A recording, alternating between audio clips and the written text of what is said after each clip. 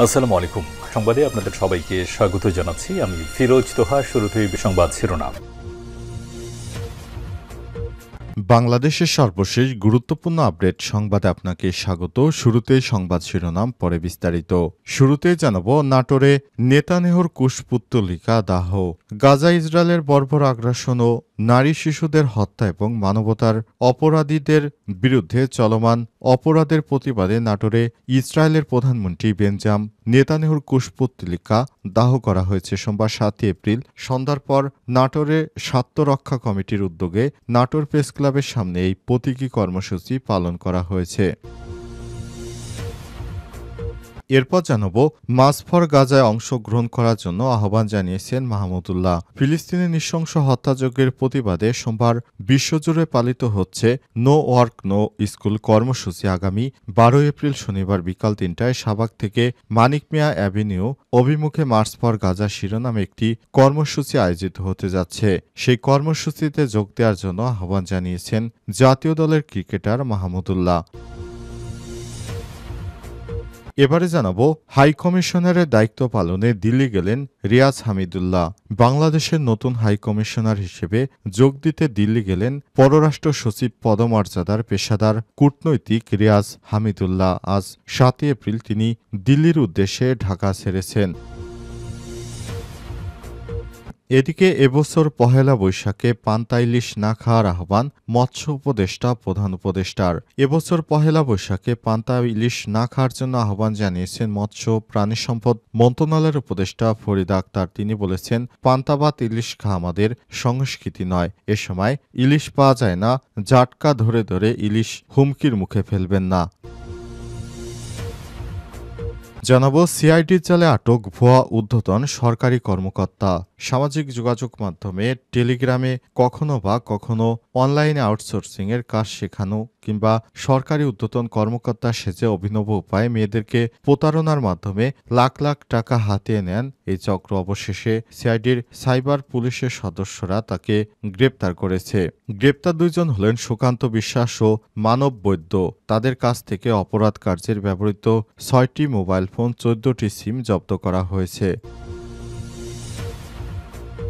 এবং সর্বশেষ জানাবো, গাজায় বর্বরতা, মরক্কোয় হাজার হাজার মুসলিমরা রাস্তায় নেমে এসছে। ফিলিস্তিনের গাজা উপত্যকায় চলমান ইসরায়েল আগ্রাসনের বিরুদ্ধে মরক্কোয় হাজার হাজার মানুষ রাস্তায় নেমে এসেছে। দখলদার ইসরায়েলের বিরুদ্ধে তারা কর্মসূচি ঘোষণা করেছে। এটি পালনের জন্যই তারা মাঠে নেমে এসছে। প্রিয় দর্শক, এতক্ষণ শুনছিলেন সংবাদ শিরোনাম, এবারে বিস্তারিত।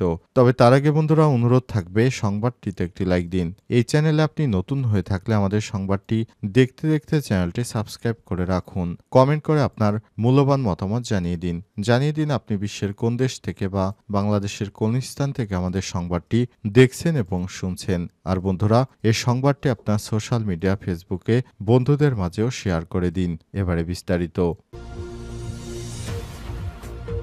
নাটোরে নেতানেহুর কুশপুত্তলিকা দা, গাজা ইসরায়েলের বর্বর আগ্রাসন ও নারী শিশুদের হত্যা এবং মানবতার বিরুদ্ধে চলমান অপরাধের প্রতিবাদে নাটোরে ইসরায়েলের প্রধানমন্ত্রী বেঞ্জামিন নেতানেহুর কুশপুত্তলিকা দাহ করা হয়েছে। সোমবার ৭ এপ্রিল সন্ধ্যায় নাটোরের স্বার্থরক্ষা কমিটির উদ্যোগে নাটোর প্রেস ক্লাবের সামনে এই প্রতীকী কর্মসূচি পালন করা হয়েছে। এ সময় বক্তারা বলেছেন, আজকের এই কর্মসূচি গাজায় মুসলিম মানুষের প্রতি মানুষের সংহতির প্রতীক। বাংলাদেশের প্রতিটি জনপদ থেকে আমরা এই বার্তা দিতে চাই, গণহত্যার বিরুদ্ধে আমরা একতাবদ্ধ।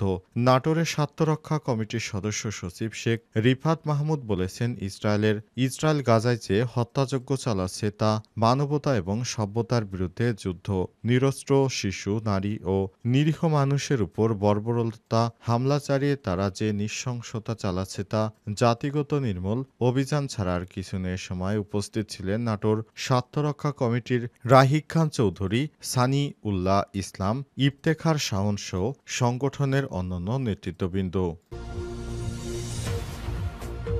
মার্চ ফর গাজায় অংশ নেওয়ার আহ্বান মাহমুদুল্লাহর। ফিলিস্তিনি নৃশংস হত্যাযজ্ঞের প্রতিবাদে আজ সোমবার বিশ্বজুড়ে পালিত হচ্ছে নো ওয়ার্ক নো ফ্লু কর্মসূচি। সারা বিশ্বের অসংখ্য দেশের মতো বাংলাদেশ ওই কর্মসূচিতে অংশ হিসেবে বিভিন্ন স্থানে বিক্ষোভ মিছিল হয়েছে। এরই মধ্যে আগামী 12ই এপ্রিল মার্চ ফর গাজা নামে আরেকটি কর্মসূচি ঘোষণা দেওয়া হয়েছে। সোমবার 7 এপ্রিল নিজের ভেরিফাইড ফেসবুক পেজে এক ভিডিও বার্তায় কর্মসূচির কথা জানিয়েছেন জাতীয় দলের সাবেক ক্রিকেটার মাহমুদুল্লাহ রিয়াদ। এই সঙ্গে এক মিছিলে সবাইকে সমবেত হওয়ার আহ্বান জানিয়েছেন জাতীয় দলের সদ্য সাবেক হওয়া এই ক্রিকেটার। ভিডিও বার্তায় মাহমুদুল্লাহ বলেছেন, আগামী 12ই এপ্রিল শনিবার বিকাল 3টায় শাহবাগ থেকে মানিক মিয়া এভিনিউ অভিমুখে মার্চ ফর গাজা শিরোনামে একটি কর্মসূচি আয়োজিত হতে যাচ্ছে। আসুন আমরা সবাই মিলে সর্বস্তরের মানুষ এই বিক্ষোভ মিছিলে অংশগ্রহণ করি। ফিলিস্তিনিবাসীদের প্রতি আমাদের পূর্ণ সমর্থন পুরো বিশ্বকে জানিয়ে দেই বলে জানিয়েছেন তিনি। এই জাতীয় দলের ক্রিকেটার আরও জানিয়েছেন, ইসরায়েলে যেভাবে নিরীহ ফিলিস্তিনিদের হত্যা করা হচ্ছে, নির্বিচারে মানুষ মারা হচ্ছে, এই ধরনের কর্মকাণ্ড আমরা কোনোভাবেই মেনে নিতে পারি না। আসুন বিশ্ব মুসলিম উম্মাহ এক হয়ে আমরা একসাথে মাঠে নামি। ফিলিস্তিনের হত্যাকাণ্ডের বিরুদ্ধে আমরা দখলদার ইসরায়েলকে রুখে দেই। আসুন একসঙ্গে কাজ করি। হাইকমিশনারের দায়িত্ব পালনে দিল্লি গেলেন রিয়াজ হামিদুল্লাহ। বাংলাদেশের নতুন হাইকমিশনার হিসেবে যোগ দিতে দিল্লি গেলেন পররাষ্ট্র সচিব পদমর্যাদার পেশাদার কূটনৈতিক রিয়াজ হামিদুল্লাহ। সোমবার 7 এপ্রিল তিনি দিল্লির উদ্দেশ্যে ঢাকা ছেড়েছেন। সামাজিক যোগাযোগ মাধ্যম ফেসবুকে এই তথ্য জানিয়েছেন রিয়াজ হামিদুল্লাহ। বাংলাদেশের বৈদেশিক নীতির জন্য গুরুত্বপূর্ণ মিশনের একটি দিল্লি গত বছরের নভেম্বর 2024 পেশাদার কূটনৈতিক রিয়াজ হামিদুল্লাহর জন্য ভারত সরকারের কাছে এগ্রিমো পাঠানো হয় বাংলাদেশ সরকারের পক্ষ থেকে। তখন রিয়াজ পররাষ্ট্র মন্ত্রণালয়ের আঞ্চলিক সংস্থা ও বহুপাক্ষিক অর্থনৈতিক বিষয়বলী দেখভালের দায়িত্বে ছিলেন। তিনি অতিরিক্ত পররাষ্ট্র সচিব পরে পূর্ণাঙ্গ পররাষ্ট্র সচিব হয়েছেন। রিয়াজ গত ফেব্রুয়ারি 2025 বাংলাদেশি দূতের এগ্রিমো গ্রহণ করেছে ভারত, অর্থাৎ রিয়াজকে ভারতে পাঠাতে কোনো বাধা নেই। রিয়াজ হামিদুল্লাহ চাকরির মেয়াদ শেষ হবে 2029 সালের সেপ্টেম্বরে। রাষ্ট্রদূত রিয়াজ নেদারল্যান্ড, শ্রীলঙ্কা, বাংলাদেশের রাষ্ট্রদূত হিসেবে এর আগে দায়িত্ব পালন করেছেন। রিয়াজ হামিদুল্লাহ দিল্লি ও নিউ ইয়র্কে জাতিসংঘের স্থায়ী মিশনে বিভিন্ন পদে কর্মরত ছিলেন। তিনি নেপালের কাঠমান্ডুতে সার্ক সচিবালয়ে বাংলাদেশের পরিচালক হিসেবে কর্মরত ছিলেন। রিয়াজ দিল্লির বাংলাদেশ হাই কমিশনে কাজ করেছেন। তিনি পররাষ্ট্র মন্ত্রণালয়ের বহুপক্ষীয় অর্থনৈতিক বিষয়াদি, দক্ষিণ ইউরোপিয়ান অ্যাফেয়ার্স ও আঞ্চলিক সহযোগিতার বিষয়ে কাজ করেছেন। এবছর পহেলা বৈশাখে পান্তা ইলিশ না খাওয়ার আহ্বান প্রধান উপদেষ্টার। এবছর পহেলা বৈশাখে পান্তা ইলিশ না খাওয়ার আহ্বান জানিয়েছেন মৎস্য প্রাণী সম্পদ মন্ত্রণালয়ের উপদেষ্টা ফরিদ আক্তার। তিনি বলেছেন, পহেলা বৈশাখে পান্তা ইলিশ এটা কোনো সংস্কৃতির অংশ হতে পারে না। যারা ঢাকায় থাকেন তারা এটা চালু করেছেন, এটা আরোপিত সংস্কৃত।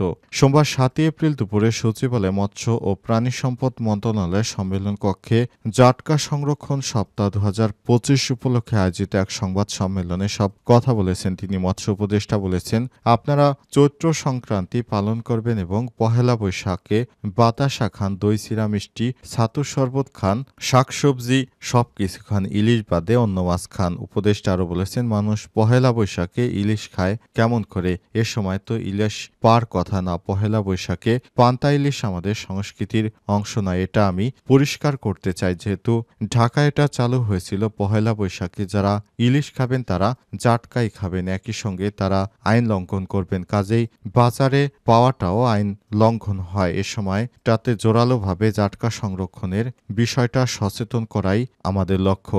ফরিদ আক্তার আরও বলেছেন, আমি আপনাদের মাধ্যমে আহ্বান জানাতে চাই যে পহেলা বৈশাখে বা এপ্রিল মাসে পান্তা ইলিশ কোনোভাবেই এটা আমাদের সংস্কৃতির অংশ নয়। অন্য সময় খেলেও আমাদের কোনো বিষয় না, কিন্তু 14 এপ্রিল পান্তার সঙ্গে ইলিশ খাওয়া সেটা যেন না খাওয়া হয় সেই অনুরোধটা করব। কারণ এ সময় ইলিশ নয় জাটকা খাওয়া হয়, কারণ হিসেবে জাটকা সংরক্ষণের মাধ্যমে ইলিশে রূপান্তরিত হয়। উপদেষ্টা আরও বলেছেন, কোল্ড স্টোরেজ থেকে মজুত করা ইলিশ বাজারে আসার একটা সম্ভাবনা রয়েছে। আমরা চাই না সেটা বাজারে আসুক, কারণ ইলিশ ও জাটকা একটা কনফ্লিক্ট তৈরি করবে। পহেলা বৈশাখে পান্তার সঙ্গে ইলিশ না খেয়ে ভর্তা, পোড়ামরিচ খেতে পারেন।